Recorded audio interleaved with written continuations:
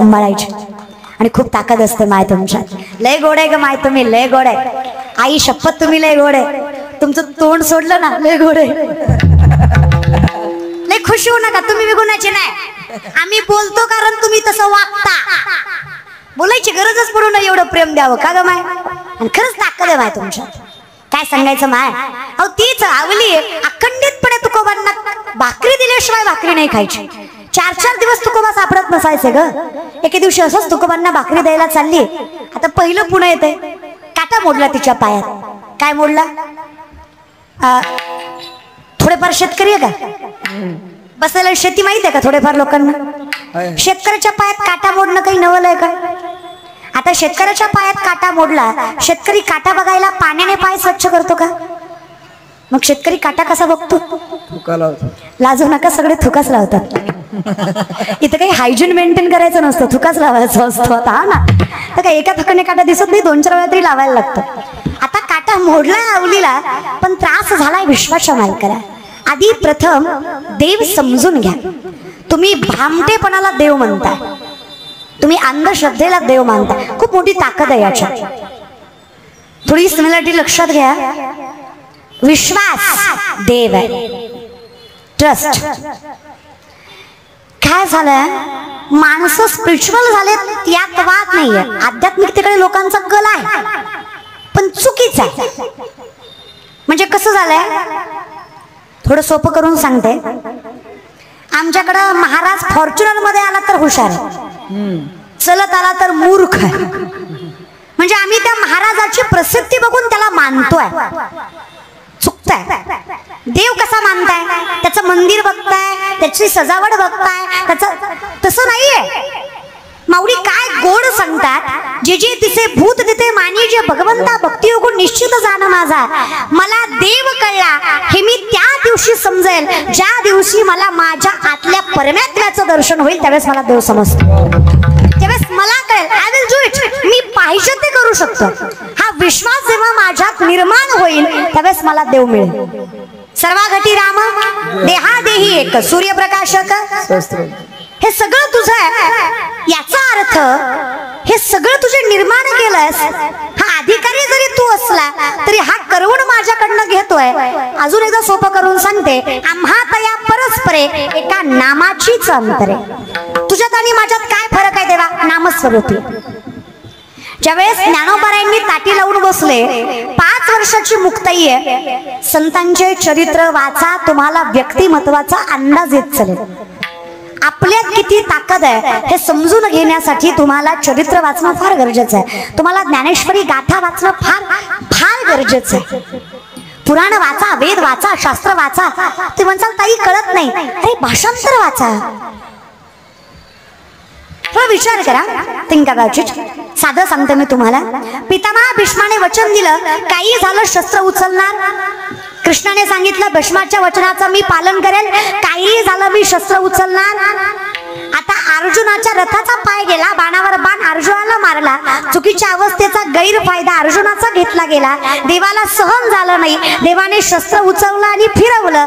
पितामहा भीष्माने विचारलं, देवा देव असून वचन मोडलं. देवाने सांगितलं स्वतःचं वचन मोडेल पण भक्ताचा अन्याय सहन करणार नाही. हे सगळ्यात मोठं वचन आहे. म्हणजे करणारे जरी आपण असलो तरी कुठली तरी एक वाइब्स आपल्याकडनं करून घेते बघा. ओरा म्हणतो आपण त्याला, वाइब्स. एक ताकद ही दिसत नाहीये. कधी कधी होतं बघा, सगळीकडले दरवाजे बंद होतात पण कुठून तरी एक आशेचं किरण मात्र दिसतं. आपण म्हणतो देवासारखा धावून आलास, हे लक्षात घ्या.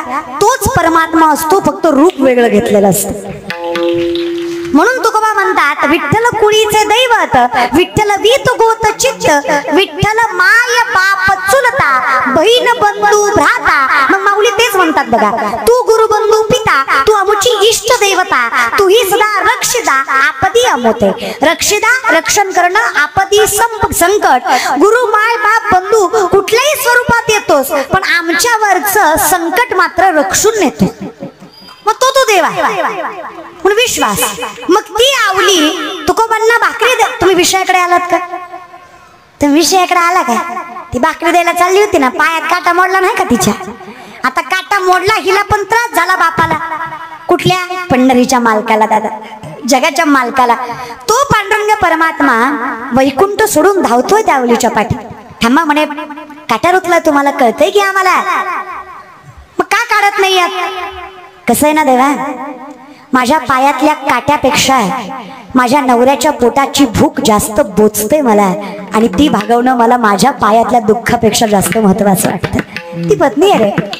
पण आजकाल हाय क्लास सोसायटीचं सगळ्यात मोठं चिन्ह, सिम्बॉल कुठलं असेल तर जी पोरगी नवऱ्याला आरतुर बोलते ती हाय क्लास आहे.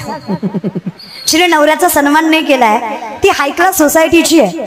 एका बाईने मला हाताला धरून चहा प्यायला नेलं. म्हणलं अगं मी चहा पित नाही, दूध पी. आता ती 120 किलो, मी 40 किलो, वरबडत नेलं तिनं मला महाराज. नाही म्हणे पीच म्हणे. म्हणलं ठीक आहे. मला वाटलं फाल तिला आत्मीयता आहे माझ्याविषयी, पण आत्मीयता वगैरे असं काही नव्हतं, फोटो काढायचे होते. स्टेटस, एक दिवसाचा स्टेटस भागवायचा होता तिला तिचा. ठीक आहे म्हणलं काही हरकत नाहीये, तेवढं का होईना चला. मग तिने मला म्हटली थांबा ताई कुणाला तरी बोलवत आहे. तिने फोन केलाय. कुठे आहेस रे म्हणे.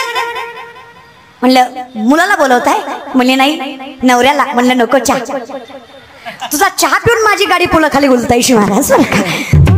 एक थोडस एक सिमिलॅरिटी, समानता असावी, पण आपल्यालाही मालकाचा आदर करता आला. त्यांनीही आपला करावा आणि आपणही त्यांचा करावा. आदर आहे ना दादा या विषयाकडे. मग ती जिजा ती अवली नवऱ्यासाठी विठ्ठलाला टाळतीये. थांबा म्हणे, विठ्ठला नवऱ्याला भाकरी देऊन येते, तुकोबांना भाकरी देऊन येते, विठ्ठल जाग्यावर आहे, आता तरी बघू द्या काटा. त्याच्या चरणाच्या स्पर्शासाठी विश्व तळमळत, त्रैलोक्य तरस, अखंड दैवता योगया करतात, तरी त्याच्या चरणाचा स्पर्श दुर्लभच. त्या विठ्ठलानं माझ्या जिजाऊचा पाय हातात घेतला. काय भाग्य असेल त्या माय माऊलीचं. थुका लावून काटा दिसतो का पाहिला, राग रखमाईला आला. का हो देवा, साधी साधी माणसं प्रेस्टिज मेंटेन ठेवून राहतात. जगाचे मालक तुम्ही, खरं सांगा अर्धा तास झालं थुका लावताय, काटा दिसते ना तुम्हाला. मग का हो असं वाटतंय? काय वाटतं रखमा तुम्हाला? काटा रुतवणाराही मीच आहे आणि काटा काढणाराही मीच आहे. माझ्या तुकोबाची अर्धांगिनी, त्या तुकोबानं संसार त्यागला, त्या तुकोबाचा संसार ज्या स्त्रीनं सांभाळला, तिच्या पायाची धूळ माझ्या मुखाला लागावी म्हणून एवढा अट्टहास केला. चरणी माती देवयची चरणी माती देवयची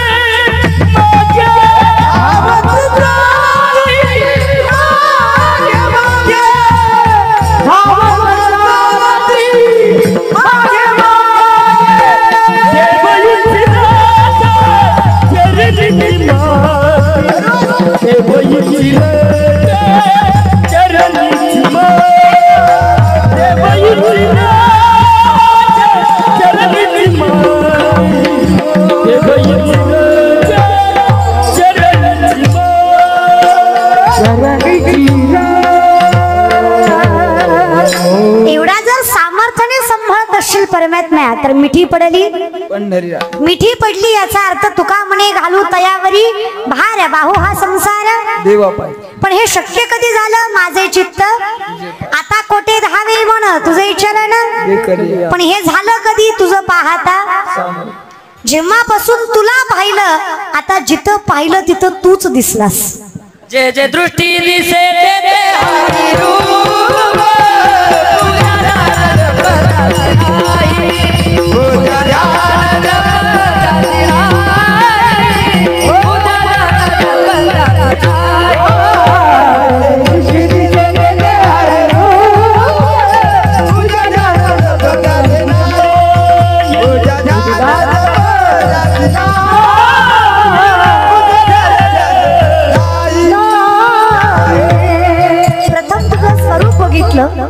इतका देखणा आहेस ना बरं. अशी प्रथम तर आपण काय केलंय माहित आहे, देवाची फार वेगवेगळी स्वरूप निर्माण केले. देव अंतरंगाने जर पाहिला ना,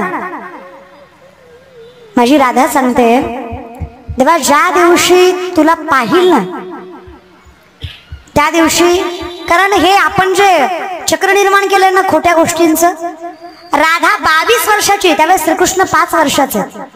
राधेला नवरा आहे जेव्हा देव रांगतोय, हे समवयन नाहीये. त्यामुळे आजकालची पोरं जे म्हणतात ना, तू माझी राधा मी तुझा कृष्ण, हा फालतूपणा आहे. तेवढा अधिकार नाहीच आहे आपला. ती राधा म्हणजे ज्यावेळेस भगवान विष्णूने मोहिनीचं रूप घेतलं, ज्यावेळेस दैत्यांकडे अमृत गेलं छलकपटाने देवाकडे आणायचं होतं, म्हणून देवानं मोहिनी रूप घेतलं. ते मोहिनी रूप इतकं देखणं होतं की दैत्य बोलले यात नवल नाही, देव सुद्धा बोलले. प्रत्येक देवाला वाटलं अशी पत्नी असावी, पण एकमेव सूर्यदेव होते ज्यांच्या मनात अशी भावना निर्माण झाली, एवढी देखणी सालस गोंडस, जर माझ्या पोटी मुलगी जन्माला आली तर काय भाग्यवान बाप असेल मी, हे वात्सल्य त्या सूर्यदेवाच्या मनात निर्माण झालं. मग भगवंताला वाटलं एवढं स्वच्छ ज्याचं मन आहे त्याच्या पोटी जन्माला आलो तर मी भाग्यवान ठरेन. मग विष्णूने वरदान दिलं, सूर्यदेवा ज्यावेळेस कृष्ण म्हणून जन्माला येईल ना तेव्हा तुमच्या पोटी राधा म्हणून जन्माला येईल. आणि ती राधा इतकी देखणी असेल, अख्खं विश्व जिच्या प्रेमात आहे तो तिच्या प्रेमात असेल एवढी देखणी स्त्री तुझ्या पोटी जन्माला येईल. ती राधा आहे. मग कृष्ण आणि राधा वेगळे आहेत का? लवण मिळविता एकच आहे, नामस्वरूपी अंतर आहे. लोकांनी फार विचित्र केलं. कृष्णाला 16,108 होत्या, आम्ही 2-4 करतो. भामट्या तू एकच सांभाळ. काय विचित्रपणा रे. तरी कोण म्हणलं तुम्हाला देवाला एवढ्या बायका वगैरे होत्या? हे कितके चुकीचं ऐकलं ना कथा तुम्ही. आणि ते म्हणे रामाची रावणाकडे होती म्हणे सीता, आणि मग सीता आली म्हणे रावणाकडनं, आणि मग लोकांनी म्हणलं म्हणे, आणि एक परीट म्हणला म्हणे, आणि मग राम आहे तुम्ही, आणि तुमची बायको रावणापाशी रावण आली, मग आता कसं आम्ही म्हणायचं नीट आहे ती, आणि तुम्ही राम आहे म्हणून देव आहे म्हणून स्वतःच्याच बायकोवर असं न्याय चालता का तुम्हाला? आणि मग राम म्हणला म्हणे जा म्हणे मग वनवासाला. हे राम आहे ना, देव आहे ना तो. ज्या देवाला भक्ताचं मन न सांगता कळतं त्याला बायकोचं पावित्र्य कळणार नाहीये का? न सांगता तुम्हाला कळू येते. काय असतं ना, कर्म देवालाही चुकत नाही. ज्या वेळेस दशरथाचा मृत्यू पुत्रवियोगाने झाला, कर्मे दशरथ वियोगे मेला, त्याचं काही नियतकालीन मरण नव्हतं. हे बघा, तुम्ही थोडस ना जरा वाचत जा पुस्तकं वगैरे.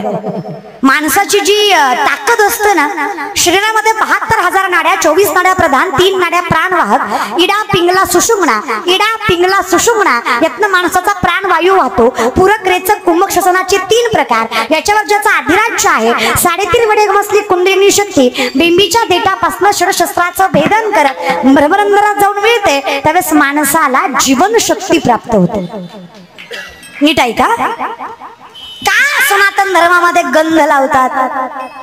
सायंटिफिकली अनामिका, करंगळी शेजारचं बोट जेव्हा मस्तकाला लागतं तेव्हा मायग्रेनचा त्रास होत नाही. माणसाकडे सकारात्मक भावना राहते, माणसाकडे विश्वास निर्माण होतो. इथला गंध, चंदन, बुक्का, अष्टगंध काय जे काही असेल, जर तुम्ही इथं लावलं तर तुमची पॉझिटिव्ह एनर्जी वाढते. म्हणून कपाळाला गंध लावायचा असतो. It is science. अध्यात्म आहे, विज्ञान फळ आहे, त्याचं अध्यात्म मूळ आहे. का तुळशीची माळ घाला? ऑक्सिजन देणारी वनस्पती आहे. जगाच्या मालकाला का तुळसच आवडतीये? कारण तुळस हे प्रत्येक रोगावर निदान करणारी वनस्पती आहे. काय तरी काय पण लोक आहेत ना, मला नवल वाटतं लोकांच्या अंधश्रद्धेचं. नवल अवघड आहे या विषयाकडे. चला मग रामाने सीता का वनवासाला पाठवली? पुत्रवियोगाने दशरथ गेले, म्हणजे त्यांचं मरण ठरलेलं. त्यांनी स्वतःने जीव सोडला. आपण मराठी भाषेत हाय खाऊन मेले असं म्हणतो की नाही, ते काळजीने गेले असं, अशा पद्धतीने ते स्वतःने जीव सोडला. आणि मग अर्ध राहिलेलं आयुष्य ब्रह्माने रामाला दिलं. एकांतामध्ये बसलं रामाने सीतेला सांगितलं, सीते नसतो दिसलो तुला आज, जर माझ्या बापानं आयुष्य दिलं नसतं मला, हा सुखाचा संसार माझ्या बापानं दिलेल्या आयुष्याची पुण्याई आहे. ते माणसाला असं होतं का? इट इज जेनेटिक, अनुवंशिक. मिळतं बापाचं. एक माणूस डॉक्टरकडे गेला, म्हणला लय दिवस झालं चक्कर येते. डॉक्टर म्हणला शुगर आहे. माणूस म्हणला शक्यच नाही, मी गोड कधी खात नाही. डॉक्टर म्हणला हाय. माणूस म्हणला नाही. डॉक्टर म्हणला हाय. माणूस म्हणला तू आमताय. डॉक्टर म्हणला लय मारीन, शुगर आहे तुला. माणूस म्हणला कस काय झाली. डॉक्टर म्हणला तुझ्या बापाला होती म्हणून तुला झाली. इट इज डीएनए, तुझ्या रक्तात आहे. अगदी बापाचं मिळतं. आयुष्य मिळालं रामाला, सायन्स कळलं. आयुष्य मिळालं रामाला, पण सीतेनं सांगितलं प्रभू जर आयुष्य बापाचं आहे आणि शरीर तुमचं आहे तर असा संसार मला चालणार. मी सत्वशील जनक राजाची कन्या आहे, एकटी राहील, पण असा संसार करणार नाही. नियतीनं जर इथपर्यंत लिहून दिलाय तर तुमच्यासोबत इथपर्यंत संसार करणं माझं कर्म आहे. आता इथून पुढे सहवास नवऱ्याचा सोडलाय, राजभोग त्यागलाय आणि सत्वासाठी नवरा सोडून पोटात लेकरू घेऊन जी वनवासाला गेली ती सीता आहे. आणि हा आमचा धर्म आहे. रामानं पाठवली नाही, कळतंय.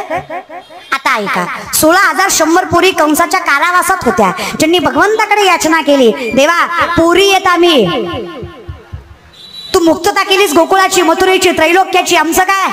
परपुरुषाच्या छायेत राहून आलो.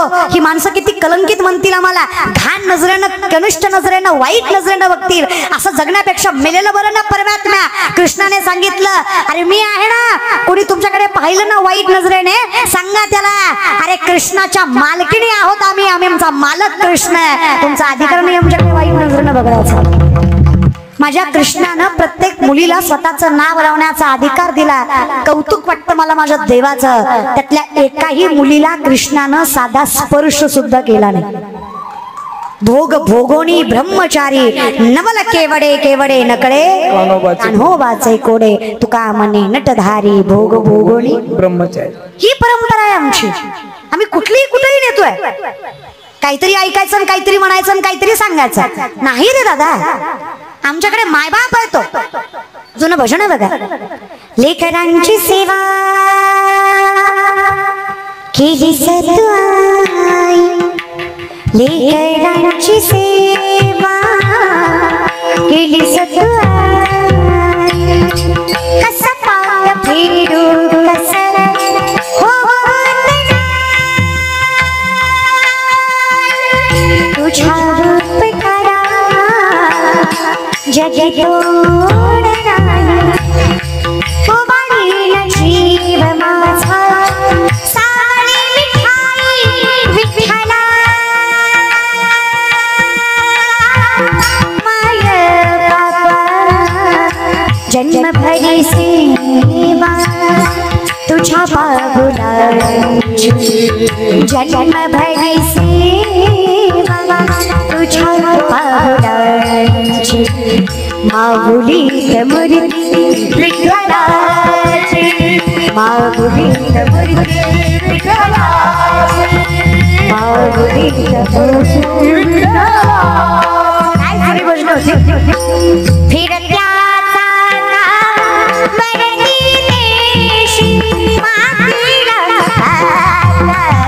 विठ्ठला विठ्ठला तू मेरा आकाशी झेपा ठेवी पाखरा जोडी, सोन्याचा पिंजरा जोडी, सोन्याचा पिंजरा सोन्याचा पिंजरा, पाहुणे झाडती काय वाजू नका, पाहुणे चालती दुखी संसाराची, राहिलेले दोन चार. येत असेल म्हणायला तर म्हणायला लाजू नका, आणि तेवढं बी येत नसेल म्हणाय तर जरा लाजा. अरे भजन दादा प्रेमाने, पाहुणे चालती दुखी संसाराची, मोठ्यानं पाहुणे चालती, यमुनेच्या तीरी काल पाहिला हरी, कनवाज विधो बासरी, कनवाज तुम्हाला काय टोचतो वय देव म्हणा की टोचतो वगैरे तुम्हाला म्हणा, कनवाज बासरी ही राजा चल माझ्या गावाला जाऊ, साऱ्या गोकुळ फिरून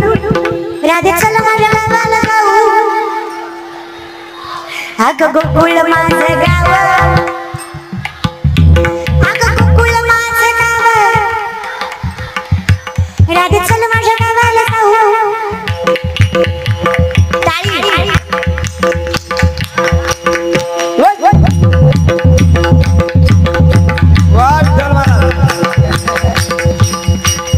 भक्त पुंडलिकासाठी.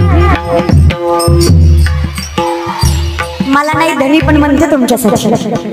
धनी मला की दाखवाना, धनी मला की दाखवाना.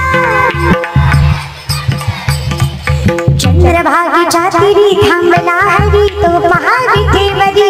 विठ्ठल विठ्ठल जय विठ्ठल विठ्ठल, जय विठ्ठल विठ्ठल, जय विठ्ठल विठ्ठल. भजनात मजा आहे पण भजनातली माझ्या कचकच कांद्याला कधीच कळणार नाही. त्याचं अख्खा आयुष्य भंगार गेलं ना. तुझ्यासाठी गेले, तुझ्यासाठीच गेले नालायका जोडे. माझं तोंड बेकार आहे, दुसरं काही नाही महाराज. माणसं गोळा करायची अवघड नाही रे. येडी झालेत माणसं. माणसं गोळा करायची काय अवघड आहे. माझ्या ऐवजी दुसरी पाटील बोलवली असती, बसाय जागा पुरली नसती. कुठेही बसून पाहिलं असतं. माणसं गोळा करायची अवघड नाही पण सज्जन गोळा करायची नक्कीच अवघड आहे. ते गरजेचं आहे. माणसाला कोण खातात दादा? मुंग्यावानी माणसं येतात, फक्त गोष्ट चुकीची पाहिजे. अरे यांना गवळण तरी माहित आहे का? ऋषी मुनींची तपश्चर्या म्हणजे गवळणीचा अवतार आहे. श्रीकृष्णाचा सहवास जिला लाभतो तिचा अधिकार काय असेल? चष्टावारी घेतलं यांनी सगळ्या गोष्टी. अरे भजन करा ना, बिंदास्त आवडेल तसं म्हणा, काय हरकत आहे.